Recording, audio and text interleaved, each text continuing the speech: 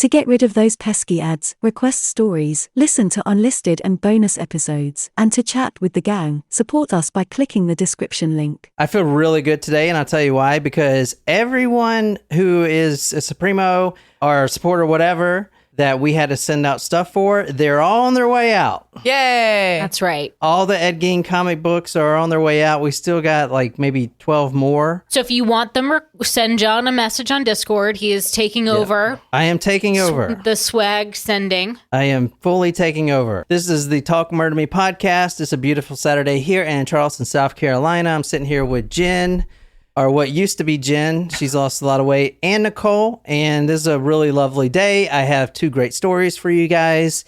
Both of them are extremely interesting, and I don't think you've heard them anywhere before. But anyway, you can find our podcast on any podcasting app. And we live stream every Saturday at 1 p.m. Eastern Standard Time, which is right here. Subscribe and enjoy. Yeah. Also, our sister podcast, Among the Dirt and Trees. Brienne, she's a wonderful host and a great writer.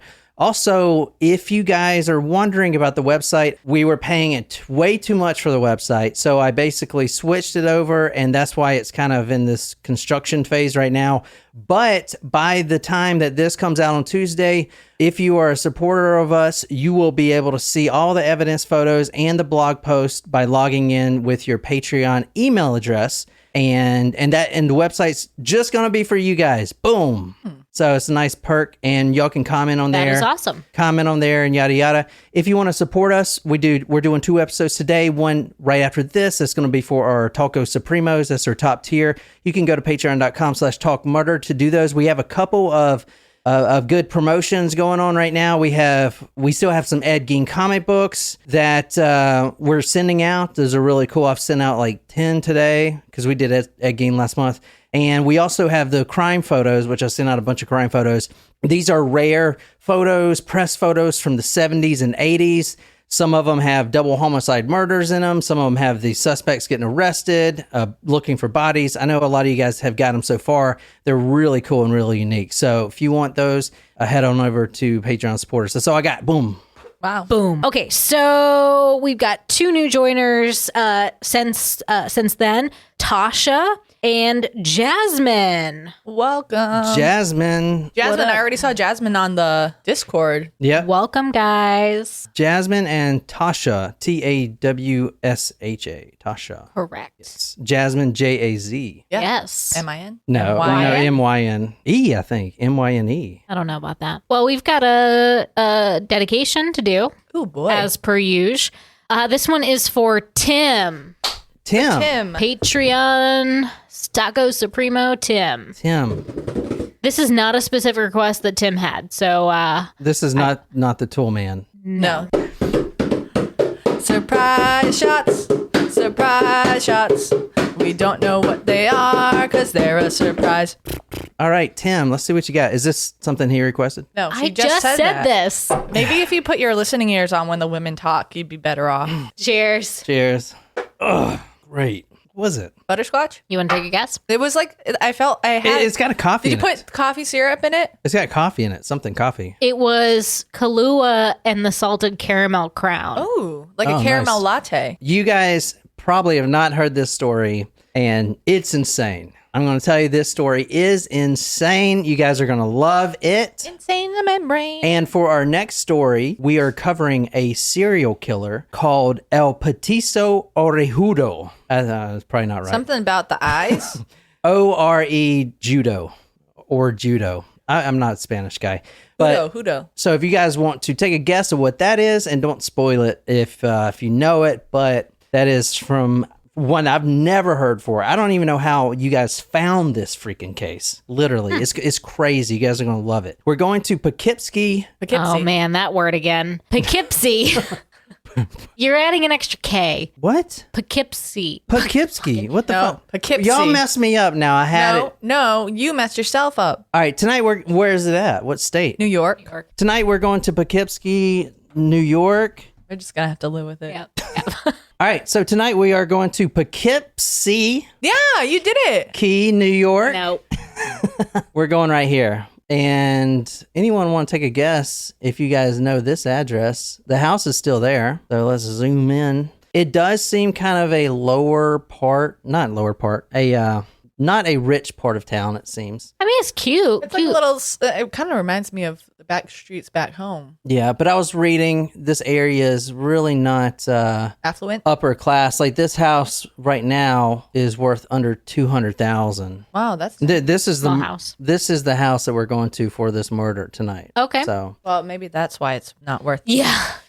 this is Also true. another thing I want you to see right quick is these houses have these little alleyways. Yep. That you like can back driveways. Yeah. Yes, but you can. A lot of people cut through. This is right by a school. You literally saw the school bus. Yep. The elementary school is right here. Okay. Yeah. So, and we'll come back to this, but so you see how close it is, because this is important too. You see how if a kid's walking, they'll just cut through this, and that happened a lot here. And it's really important why I'm telling you guys that. So I'm not just talking to hear my own voice. Tonight we're going to August 20th, 1979. And that house that I just showed you is 216 South Grand Avenue. This story is about a man named Albert Fentress. Fentress, Fentress, Fentress. He is a local history teacher at Poughkeepsie Middle School. Okay, proud of you. Nailed it. And if you go back to the Google Earth, both of the schools are pretty close. August 20th, 1979, it's a Sunday, and it's the wee hours. It is 2:13 a.m. Albert Fentress, a local history teacher, calls his good friend. The friend's name is Wallace Schwartz. Calls him on the phone. The guy is sleeping, obviously. It's 2:13. It's a Sunday. Wallace Schwartz, the guy he calls, is his friend, but not only that, he is an attorney, a real estate attorney, and he's got work as well, but his sleep is interrupted at 2:13 with a phone call. And the first thing Albert says to him, his lifelong friend, is, "I'm going to kill myself." Oh, okay. So now this is a middle school teacher, a very good middle school teacher. No problems, nothing whatsoever. So Schwartz was immediately skeptical, because not skeptical, but he knew he was got to be overreacting. Like, what for? You have a great life. Mm-hmm. All right. Anyway, and he's still trying to wake up too. He spoke in a quote low monotone. What the fuck? Monotone. Coin. Hey, real quick, John, can you say hi to Shram's mom? She thinks you're really cool. Go ahead. Say hi. Hey, Miss Schramm. Mrs. Schramm. Is her hair also blue? I don't know. It's genetic. Hey, Mrs. Schramm, thank you so much for joining us. I don't know why you were talked into this. This is not what you think it is. Anyway. Yeah, so that means you have to be on your best behavior today. Yeah. Albert Fentress. That's a challenge now for him. Yeah, You know I know what, it is. You know what's funny is that, not funny, but like our moms have both been sitting in on recording sessions, and now Shram's mom, but like, where's Viv? My mom listens to True Crime Garage. She always tells me about it. Oh, so I was listening to True Crime Garage, and they were doing this story about the West Memphis 3, and I'm like, oh my God. We have a podcast. You're like, thanks, mom. Like, you know, we're on episode 370 something, right? This is 380, isn't it? Yeah, holy shit. Yeah, you're right. She listened to our first episode. Oh, Anyway. that explains it. Understandable. She stopped. Yeah. So Albert Fentress, I'm going to kill myself. Now, this guy talked in a low monotone voice. He was, quote, very distraught but coherent. He said that because Schwartz is like, what are you talking about, man? Are you drunk? Fentress is known to drink wine and eat exquisitely, which is weird because he's a middle school teacher, right? Not weird. I mean, like, New York educators aren't paid that bad. Oh, okay. I mean, it's still not as much as like a doctor, but it's not a bad career up in New York. But maybe the pay gap wasn't as big as it is now, because this is 1979. Yeah, that's a good point. Yeah. When like teachers were respected. So he says, you're overreacting.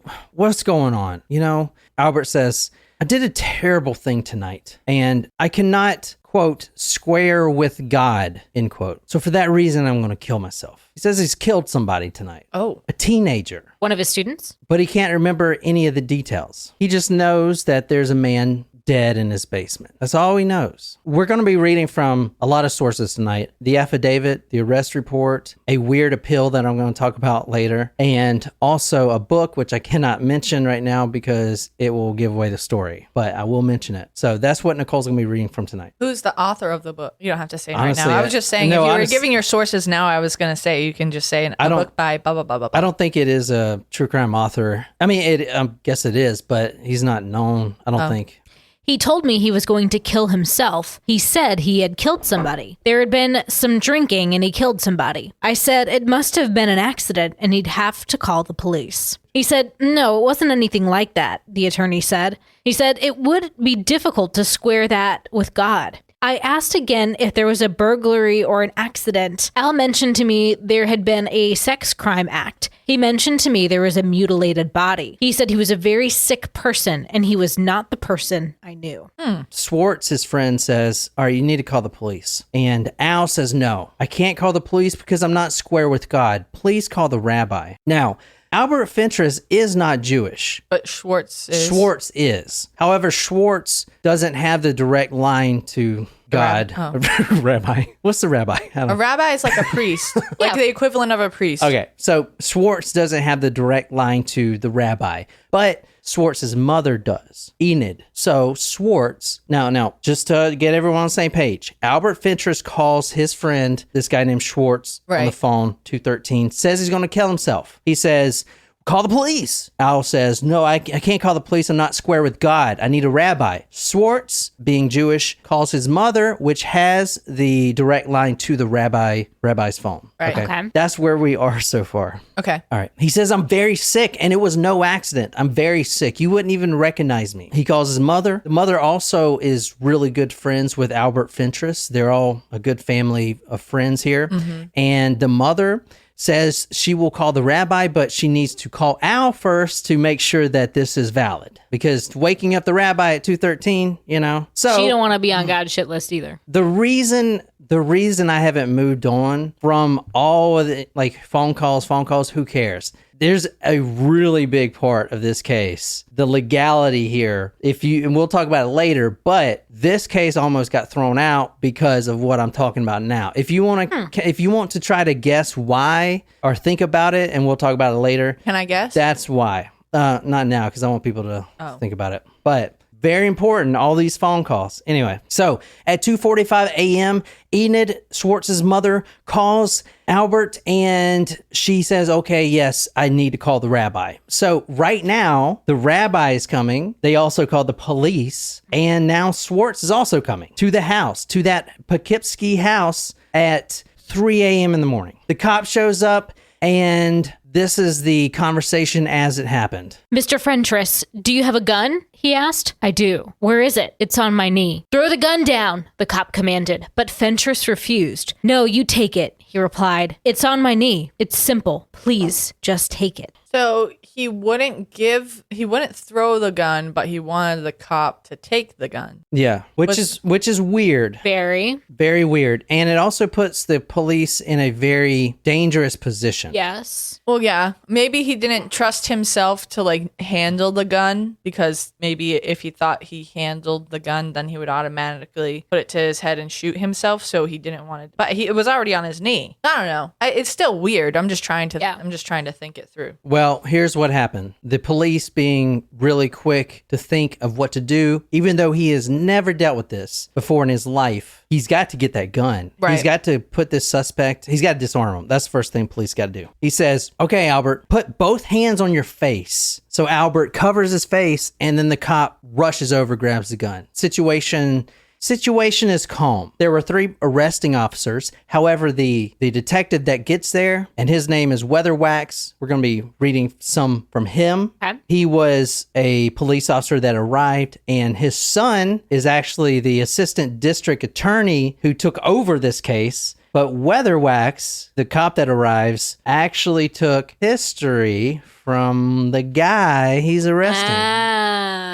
Well, small town, everybody, this guy's been teaching for a super long time, I take it. I mean, No, excuse me. I'm sorry. Weatherwax's son, who became DA. who became the assistant DA, Took it. took the class. Got it. Yeah, but he knew But him. he knew the teacher. Right. That's correct. Yeah. Thanks.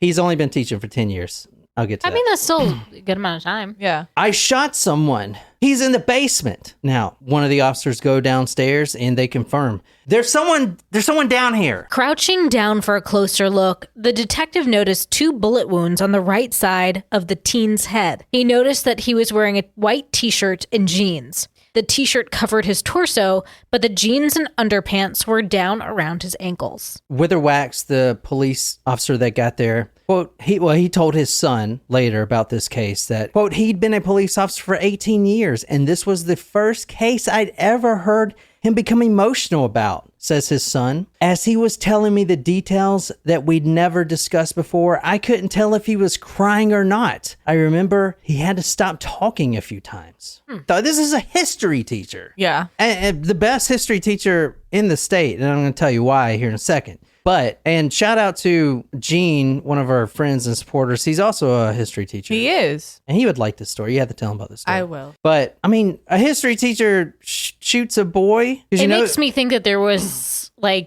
sexual abuse going on. He was a student or something. That's what a lot of people thought. The teenager involved, his name was Paul Masters. He was the deceased, the decedent. Didn't go to that school. Didn't know that man at all. Local history teacher, Poughkeepsie Middle School for 10 years. And he was a favorite. He was born in Brooklyn, New York. And he actually moved from Venezuela. His father was an engineer, very smart family. This is a family that cared more about intelligence than anything else. So music at an early age, he took drama, he took art, and it was only natural for him to become a history teacher because he was so good at it, because his father drilled it into him, basically. He also liked the finer things, but for instance, he's a history teacher. He drives a brand new cream-colored Cadillac to school. He wears a Brooks Brothers suit, 3-piece suit, and he wears a Rolex. So was he a drug dealer on the side? I mean, That's a legitimate question. That is a good theory. That is a good theory. Well, was he just in massive debt? No, was he just a he wasn't spender? He wasn't in massive debt. Poughkeepsie Assistant Superintendent of Schools Ronald Valenti praised the teacher, telling the Journal that Fentress, quote, had an outstanding record in the district and has received several letters of commendation on his performance and involvement. Dr. Valenti added that he was completely shocked by the arrest. Wayne Witherwax, the detective's son, he would later say he was a, quote, very good teacher, engaging, entertaining, and brought the history class to life. So as a history teacher, when he's doing Napoleon, which I know nothing about Napoleon, I guess he was a killer of sorts. But he was an emperor. An emperor. He would Napoleon Bonaparte. He was like this tall. He was French. He wore a big hat to make him look taller. Okay. There's like Neapolitan ice cream. Napoleon complex, which Hubble has. All right. So I thought you were going to say which Jeff Bezos has. I don't know. Is Jeff Bezos short? I don't know, but he's got a $500 million yacht. Which I'm jealous. Oh my gosh! Didn't they have to? There was an issue with his yacht, wasn't there? Yeah, they were trying to get them to move the London Bridge or something yes. like that to move it out, and they're like, nah. Can you imagine if? Oh, we have this podcast and we want you to move the London Bridge for us. No. It's called yacht murder to me. All right, so still a dream. One day it'll be attainable. He brought the history class to life. This guy, and we're going to get more into the killing here in a second. Don't you guys worry, but it's very important for this story to know why this guy did what he did. It is extremely important. That's why we got to talk about this. All right. I know it's boring. It ain't nothing to do with killing and stuff, but I was gonna say, go on, talk murder to me. There is a reason this guy did such an atrocious act, which we hadn't even talked about yet. There's going to be things Jen reads tonight, which is just appalling. Oh, that's the only reading assignment I get, is if it is trash. But those things happen because of the personality of this guy. In class, he would wear these Napoleonic costumes, and he would reenact the wars. And he even wore a Ku Klux Klan outfit to show the students. And no, this was the 70s. I guess you could get away with it. I mean, like, but but like, if that was part of his lesson planning from the time he started to teach history, no, it wasn't the 70s, because you said he was teaching for 10 years. It ain't 2022 where everyone's offended by everything. He wore the Ku Klux Klan outfit to instill fear and terror into the kids. I mean, it was a like, he showed up to class in it. Yeah, he's teaching the lesson plan. He would reenact as the characters. So he would like put a cross in the middle of the classroom and burn it. Yes, Jen. He, like, for instance, the Civil War, he brought a musket in, Start shooting the students, So stuff like that. And also, is it just me? I always thought it was the Ku Klux Klan. It's the Ku Klux Klan. Correct. I thought I'm missing an L somewhere. Yeah, and first time in my life, I think I've actually agreed with you on a spelling issue. Right? I thought it was Ku Klux Klan. That's what I thought it was. But it's Ku Klux Klan. Well, that just sounds stupid. I know.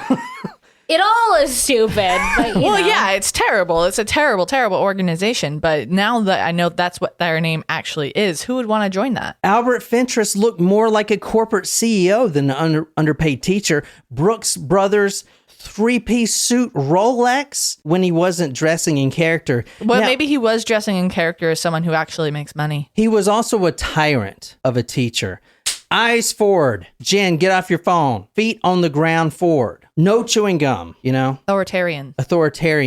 Now, so his advanced students loved his teaching style. He was engaging. He was reenacting everything. They loved him. But the other people, the kids that just had to take history, they thought he was kind of a dweeb, right? And here's where we're going with this. And I never thought this could happen. I don't remember a teacher that has went through anything like this to my knowledge, but he was bullied as a teacher. The kids, they thought it was stupid that he would wear these costumes. It's history. And then why are you wearing this nice watch? And well, you don't have a wife? Are you gay? Because remember, this is the time where, you ain't gay. If you gay, you better be quiet type of thing. Well, I mean, it's like still kind of like that, but a lot better than it was. Yeah, but back then, Albert Fentress as a teacher, as a very good and engaging teacher with high marks, was bullied by his students. And this is crazy because I'd never thought, and bullying is terrible. It is. It's terrible. Like we've done stories where bullying, and I get it. It's like, it's almost inherited in our evolution because, we're pack kind of animals, we're social animals. So if someone's an outcast or something,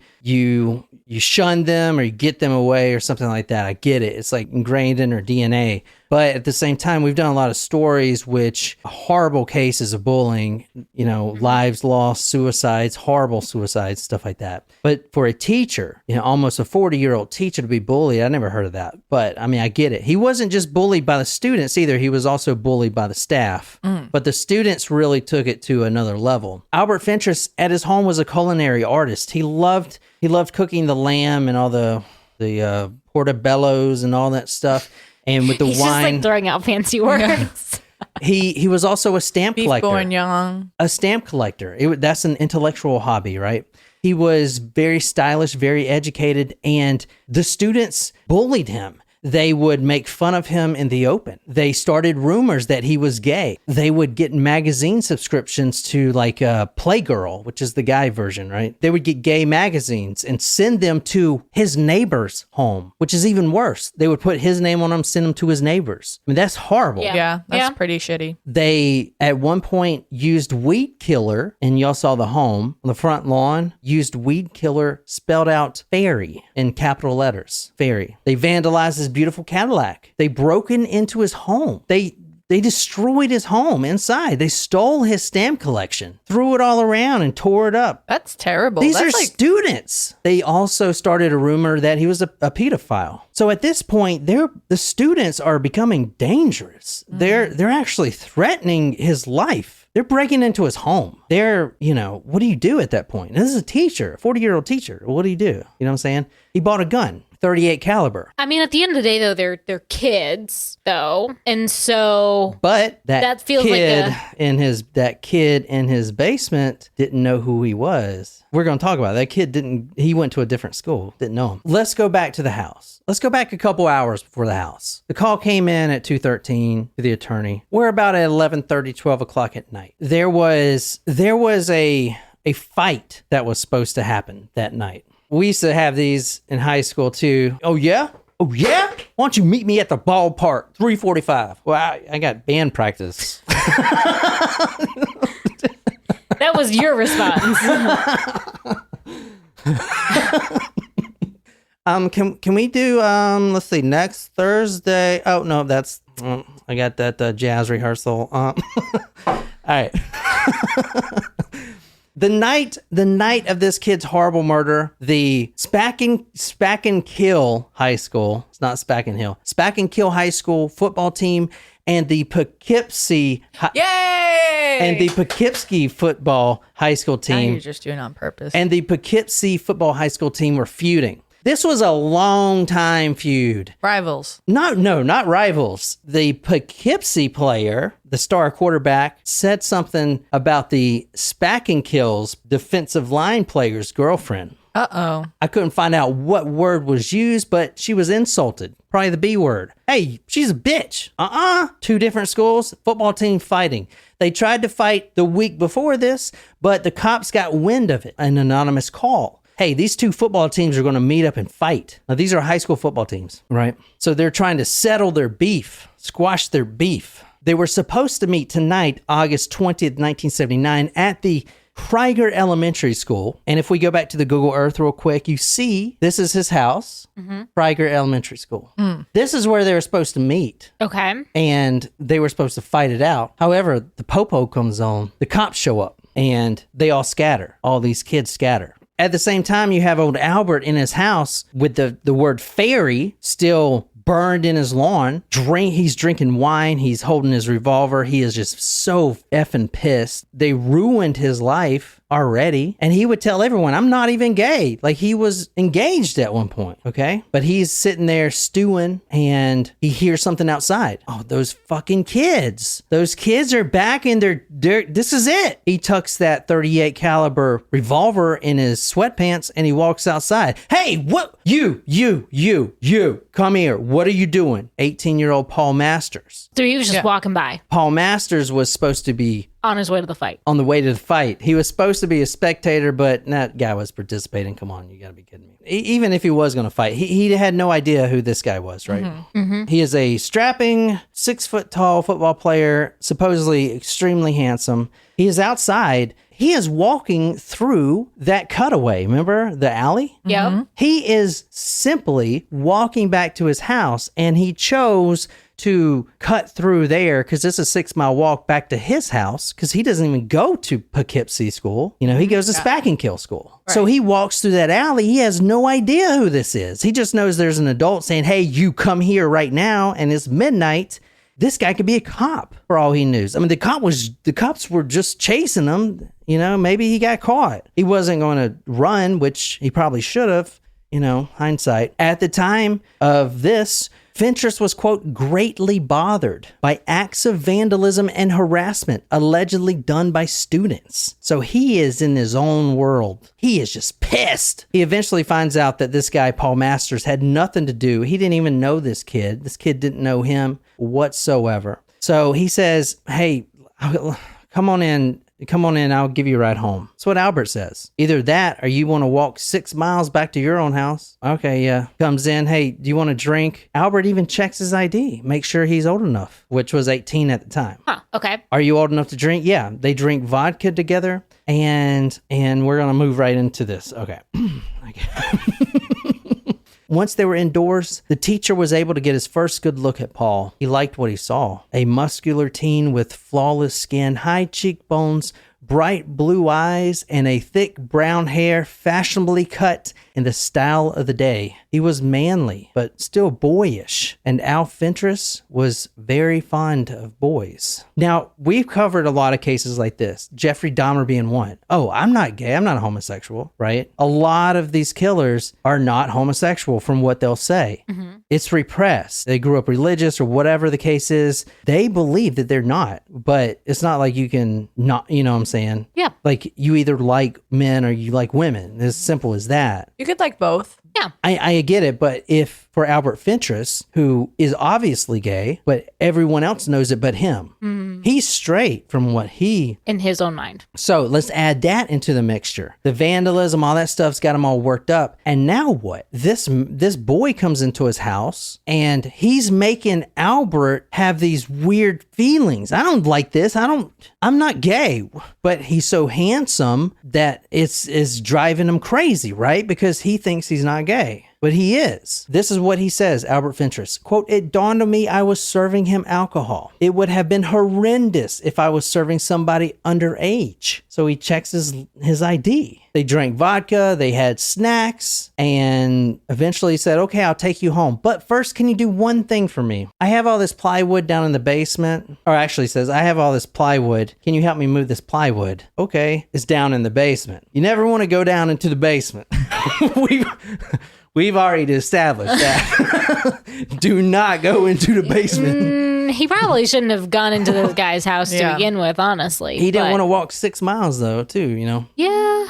Yeah, but if you're offering him a ride, just get in the car. Exactly. And also, all right, Fentress is, I mean, you got a football player, 6 foot, muscular.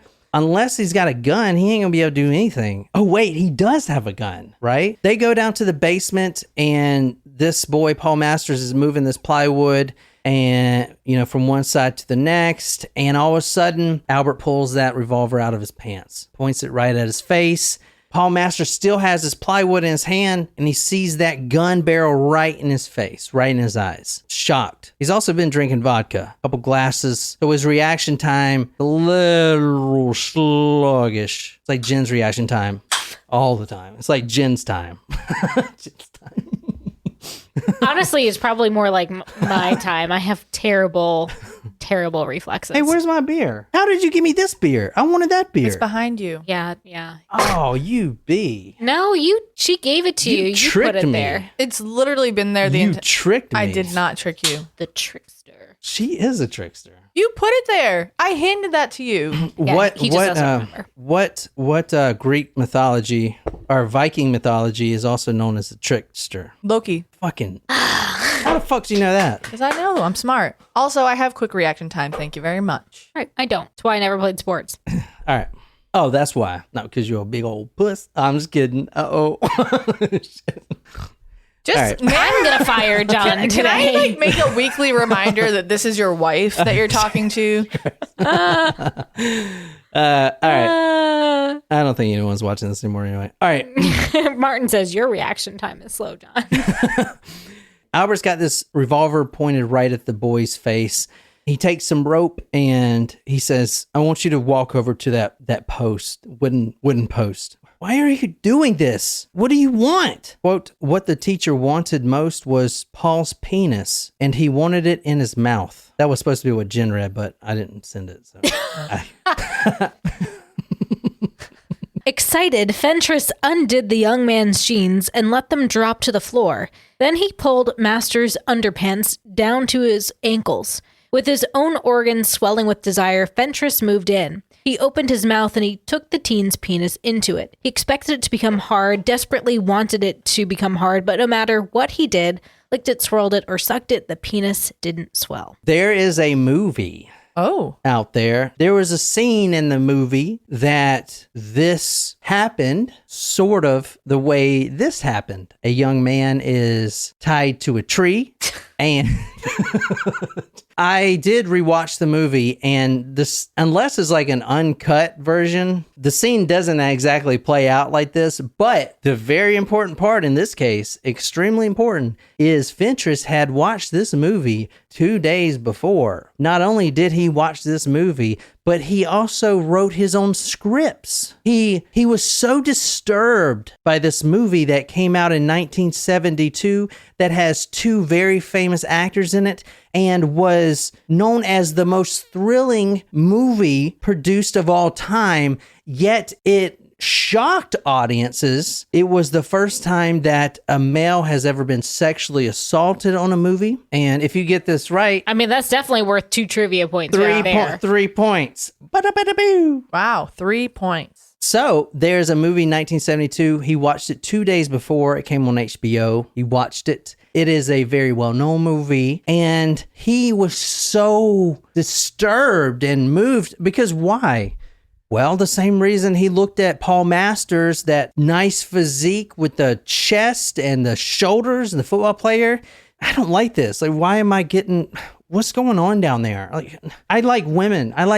Women, boobs. You know what I'm saying? Same thing. To him, it's surreal because he is not gay from what he thinks. Okay? There's nothing wrong with that. You guys understand that. But when it's repressed, those emotions, it's almost like you're ashamed, right? There's no way I like women. Does that make sense? Mm-hmm. It's very emotionally disturbing. And when he saw this movie for the first time 2 days ago, he was very emotionally disturbed. So much so that he wrote his own scripts and they all played out differently. But however, here's the thing. As Nicole read, he expected it to become hard, desperately wanted it to become hard, but no matter what he did, licked it, swirled it, or sucked it, the penis did not swell. In his scripts, the penis did. What's wrong here? He is orally assaulting this young teenager and this teenager is not getting aroused. That also is a huge blow to his emotions. Does that make sense? Mm-hmm. Jen, do you want to take a guess what movie it is? Nope, don't know. This is instantly recognizable, Jen. The Deliverance, right? Yeah. Yep. That's Jen's ringtone. Even if they've not seen the movie, you know, yeah. It's actually a really good song. We watched this movie last night. And I was like, why do you want to watch this movie? And you're like, I don't know. It's such a great movie. Well, there you have it. I've never seen it. Is it not? Really? Is it not an excellent movie? Yeah, it is. It is an excellent movie. And it's so disturbing. But I rewatched it because I didn't think that the scene had anything to do with this. And yes, the man was tied to a tree. The movie is Deliverance, by the way, 1972. Burt Reynolds and Jon Voight. Burt Reynolds would later say that this was the best movie he's ever made. And I agree. And that's saying a lot because he's a fantastic actor. Was, you know what I'm saying? But that it was the first movie to showcase assault to a male, sexual assault, and it was brutal. Squeal like a pig, boy. Stop. Can you stop? Stop. Nobody needs to see you trying to act that out. You look like a hog. You got a pretty mouth. Stop. This is like my family members we talk about. Stop. Down here in Georgia. Gross.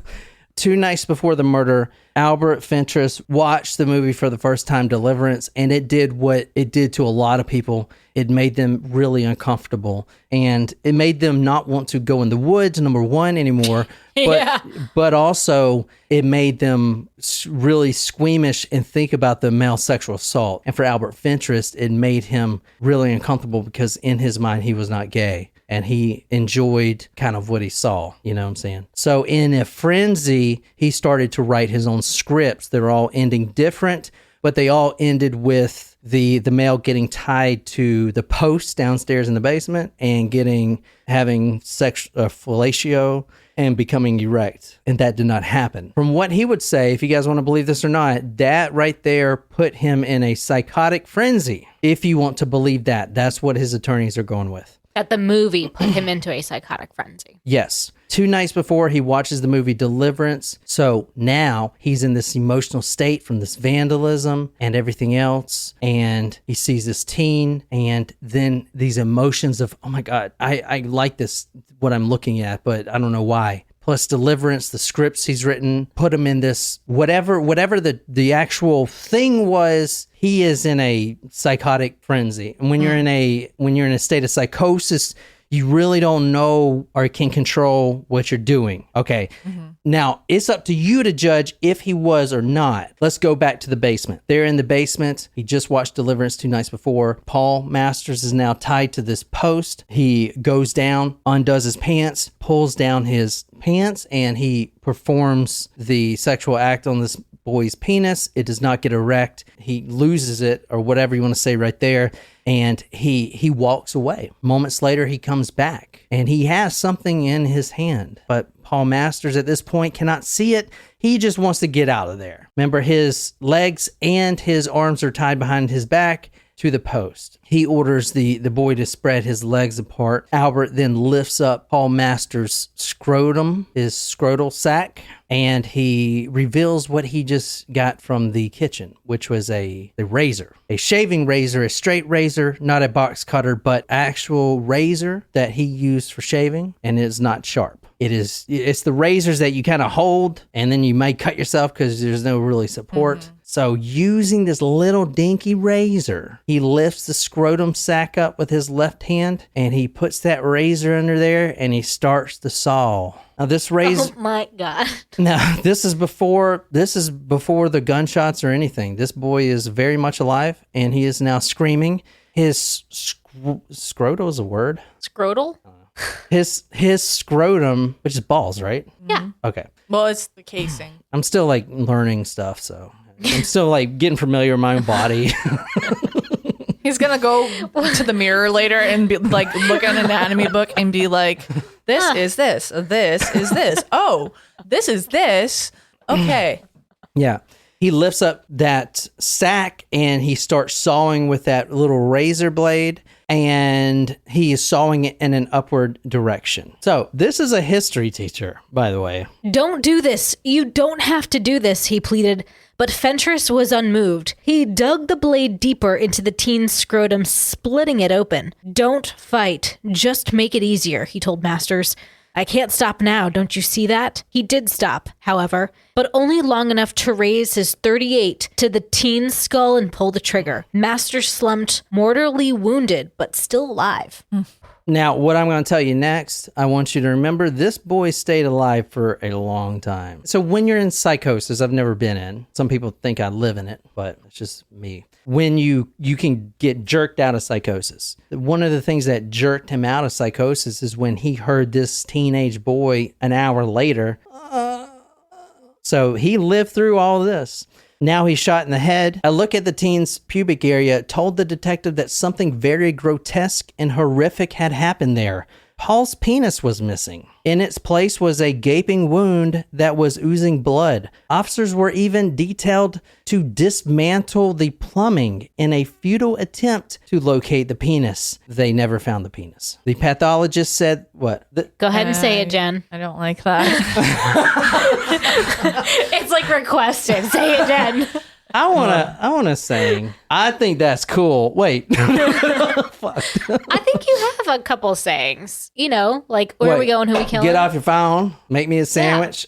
Yeah, all the things. All right. Poem. Yeah, it's the words that you struggle to say. Those that are your things. catchphrases. Masters accidentally became the character in his writing, said Dr. Arnold Bukov of Poughkeepsie, a psychiatrist who testified for the defense Friday. Fentress carried out the ritual of the script. Everything seemed to proceed as though it were in the writing. He shoots him once, and he's now carving out the testicles. So he cut everything off then Yep, he cut everything off. with a straight razor. So do you think Wolfie is wanting to know, did he eat it by chance? You said he was a good cook. The autopsy, quote, found the cause of death instantaneous with 2 penetrating gunshot wounds of the skull and the traumatic amputation of the penis and scrotal contents, end quote. Scrotal is a word. Nice.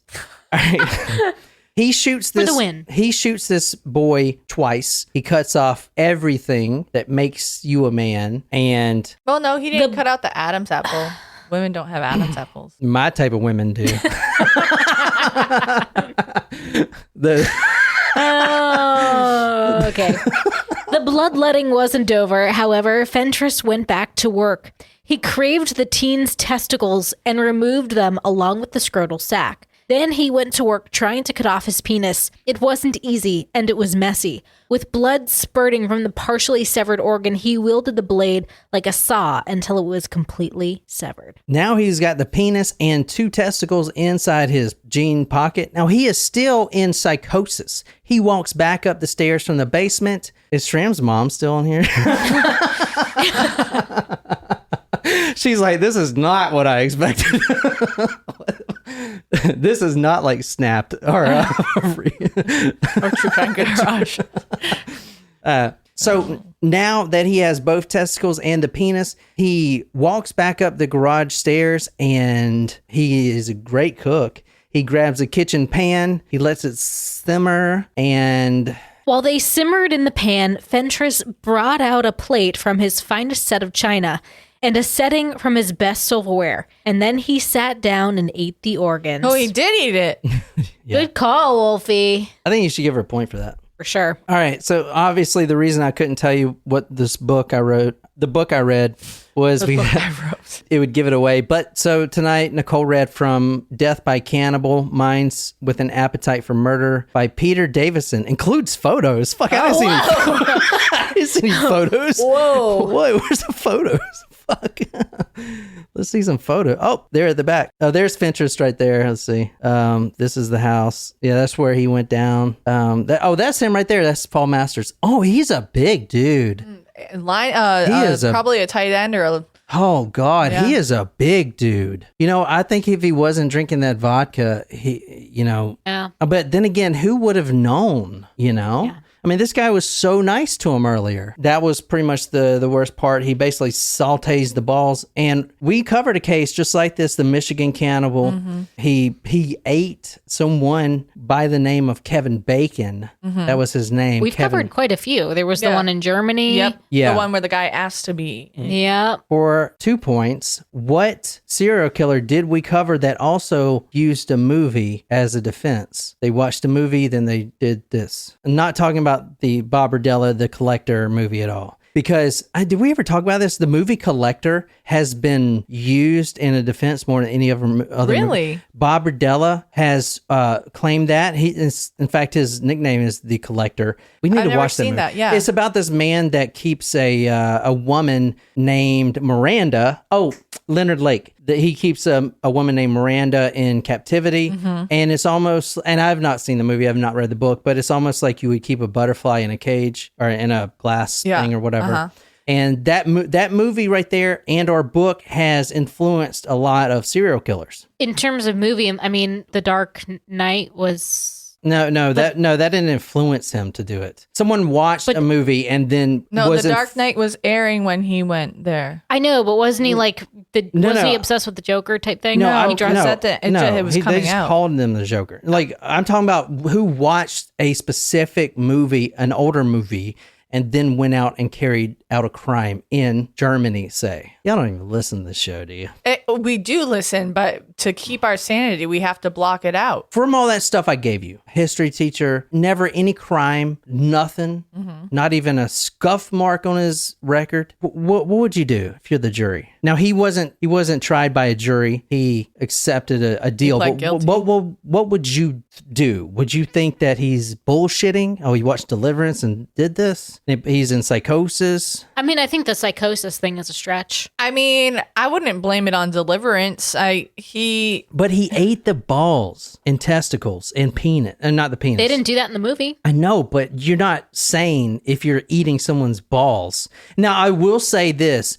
Cannibalism is a very old practice, and it actually is the practice of the victor of a battle over their enemies. They would eat the testicles as a champion's meal. So it goes back a long time, and it is pretty ingrained in human existence. Has anyone else mentioned what this guy also sounds like? He likes the finer things. He drinks wine. He is eating a vampire. He's Hannibal Lecter, yo. Oh. Yeah. In fact, that's one of his nicknames. Chianti, right? Wasn't that the whole... He was a victim of hate, by other people. So to say that it was just psychosis is I don't know if you can say that, because maybe he had rage built up inside of him, and maybe that I don't know. So with psychosis, it's almost like a different person it's kind of like how I think I've made this argument a couple times. Like, you're not in your right mind, period, if you're going to kill somebody and murder someone. So anybody could use that defense. He killed somebody. Just because he ate the testicles afterwards doesn't necessarily make him insane. If you're going to say, like, you're not in your right mind if you're going to murder somebody, period. I mean, and honestly, yeah, but they're not saying he's insane. They're saying he's in psychosis, which means that he wasn't able to control what he was doing. What's the difference between being in psychosis and just snapping? Snapping's different. Well, you know, like when you snap at me, sometimes you still know what you're doing, and so why do we think he doesn't know what he's doing? Because he's in a different mindset. He's in a maybe I'm in a different mindset. Oh yeah, that's the damn truth. Yeah, maybe I'm Dad, on stop PMS. fighting. You know what I mean? Like like whatever. I kind of think it's an excuse. Okay, all right. I'm going to go through this rather quickly.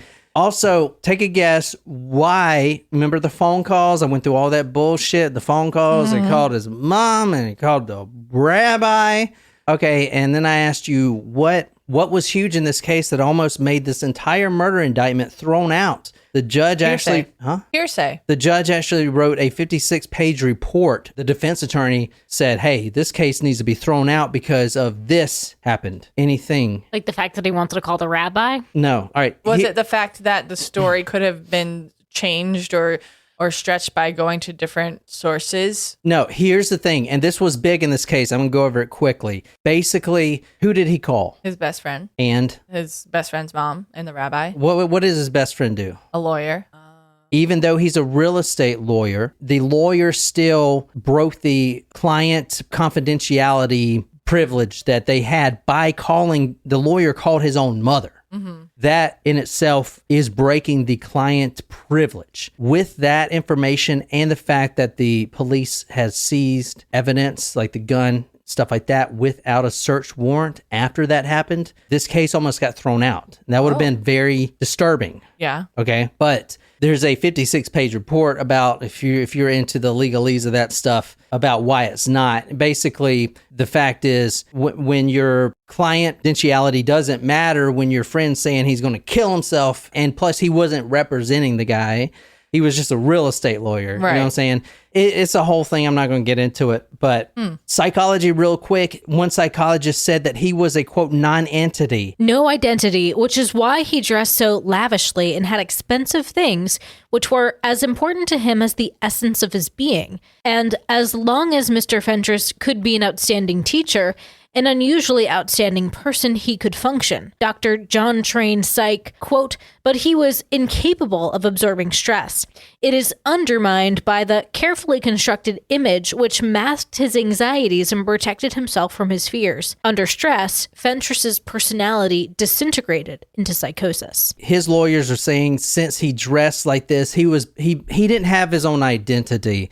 That's why he was dressing like this. That's why he was wearing this nice stuff, because he doesn't have his own identity, which made him extremely unstable when it comes to things like the movie Deliverance and drinking, which he was doing, and the vandalism, stuff like that. He's extremely disconnected and unstable. With no identity, he doesn't know who he is or how he should act in certain situations, like when you have a teen that you're sexually attracted to, sitting on your couch. The case almost got thrown out. It did not, though. He was sentenced to 30 days for a psychiatric evaluation, and then a judge did find him, based on a lot of psychiatrist testimony, they did find him insane.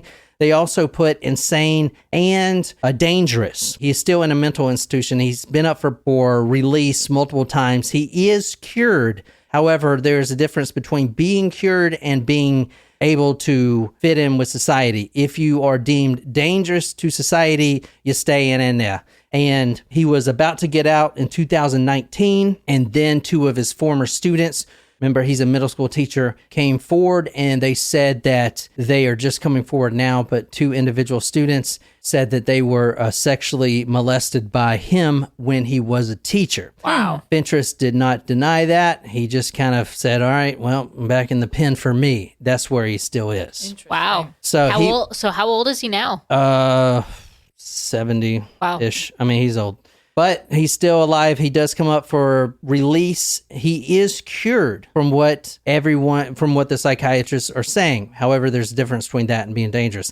His former student, the assistant attorney, I don't know if it's still the case, but he was in charge directly of this case. And he, makes sure that this guy stays where he is. And, it seems like this guy is, he's content where he's at. It seems like he's content in the hospital. So, Not really sure I care if he's content or not. He's where he should be. Yeah. Yeah, there you go. Anyway, that's that story. What do you guys think? You didn't see that coming, did you? I did not. What inspired you to do this story? Was this a request, did you say, or is the next one a request? No, the next one's a request, and the next one's crazy, and the next one is in Argentina. Did anyone guess what that was? I don't think anyone put any guesses in there. Somebody had requested that one on the Discord.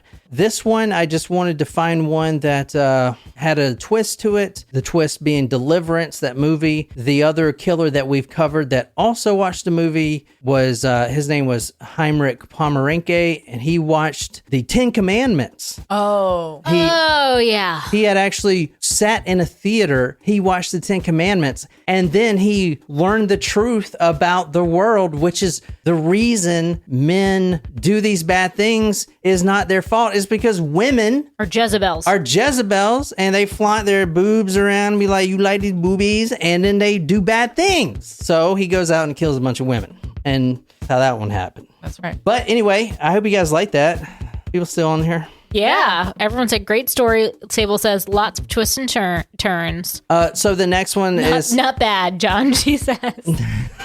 That's Talk Murder Me. I hope you guys liked it. And we'll be back in, 15 minutes? Yeah. 15 minutes with another story for our Supremos. That'll be live for you guys. If you're not a Supremo or supporter, times are tough. Do not worry about it. That episode will be out on Wednesday, along with the blog post if you're a supporter or whatever. And you can check it out there. So find us on any podcasting app, and that's it. And if you want to support us, patreon.com/talkmurder. We would really appreciate it. So anyway, my name is John. I'm sitting here with Jen and Nicole, and we will be back in 20 minutes. So until next time, good night, you lovely, lovely people.